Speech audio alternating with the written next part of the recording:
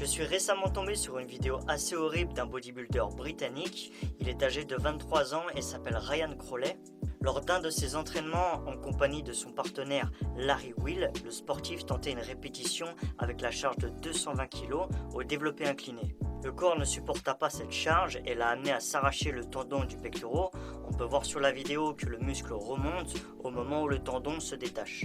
Je me suis renseigné des suites de sa blessure, il a dû subir une intervention chirurgicale et en regardant son compte Instagram officiel, on peut lire que l'opération a duré plusieurs heures. Maintenant, ce qui est intéressant avec ce type d'événement, c'est de se demander en tant que pratiquant débutant ou intermédiaire de musculation à domicile, ce qu'il faut éviter et faire pour ne pas nous blesser.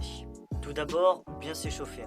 Ça paraît logique, mais je voyais souvent en salle de sport des personnes démarrer leur séance directement avec leur charge de travail sans échauffement au préalable.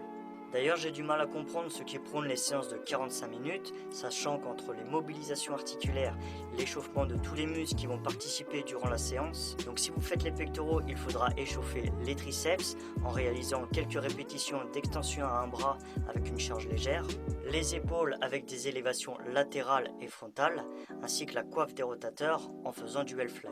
Ensuite, un échauffement spécifique sur l'exercice en utilisant la technique du pyramidal qui consiste à augmenter le poids en diminuant le nombre de répétitions à chaque série. Donc si la charge de travail est de 62 kg, vous pouvez monter progressivement le poids en 3 ou 4 séries comme indiqué sur le tableau en prenant du temps de récupération à chaque fois.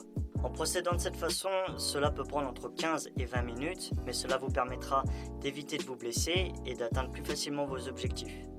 Maintenant, si on reprend la vidéo du bodybuilder, il tente un maxi à 220 kg au développé incliné.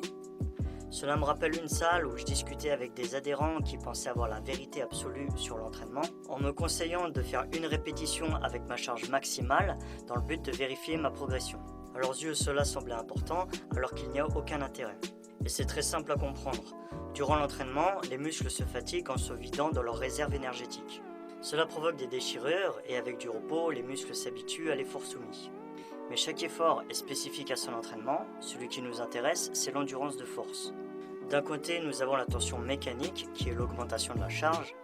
Donc si vous pratiquez la musculation avec des poids lourds en série courte autour de 6 répétitions, vous favorisez la tension mécanique, donc plutôt des adaptations nerveuses. De l'autre côté, nous avons le stress métabolique qui représente l'augmentation des répétitions. Il est utilisé quand vous faites un entraînement avec des charges légères en série longue autour de 20 répétitions et favorise des adaptations énergétiques. Pour favoriser le développement musculaire, il faut à la fois avoir une tension mécanique et un stress métabolique élevé, c'est-à-dire qu'il faut être capable de s'entraîner avec des charges suffisamment lourdes en réalisant des séries moyennes. Et cet idéal se trouve en réalisant des séries entre 8 et 15 répétitions et peuvent s'allonger sur certains exercices. Avec ces éléments, on comprend bien que vouloir vérifier sa progression en faisant une répétition avec la charge la plus lourde possible en fonction de son niveau n'a pas vraiment d'utilité puisque l'effort sera surtout nerveux et non musculaire. Ensuite, au niveau de l'exercice, le développé incliné, en théorie, il doit travailler le haut des pectoraux. Cependant, il est possible que l'avant de l'épaule soit recruté à la place. Puisque un muscle peut être plus fort qu'un autre, et si l'avant de l'épaule est un point fort, il sera travaillé en priorité. Pour vérifier cela, il suffit de faire une dizaine de répétitions de l'exercice et d'observer où se situe la meilleure congestion. Si l'on ressort que le mouvement entraîne surtout l'avant de l'épaule, il est préférable de se tourner vers d'autres exercices. Pour ma part, je l'ai retiré de ma séance pectoraux et progresse petit à petit grâce au développé décliné. Si vous avez aimé cette vidéo, vous pouvez lui donner un pouce bleu, la partager et vous abonner afin d'être tenu au courant des prochaines qui sont publiées tous les dimanches à 18 h. Salut!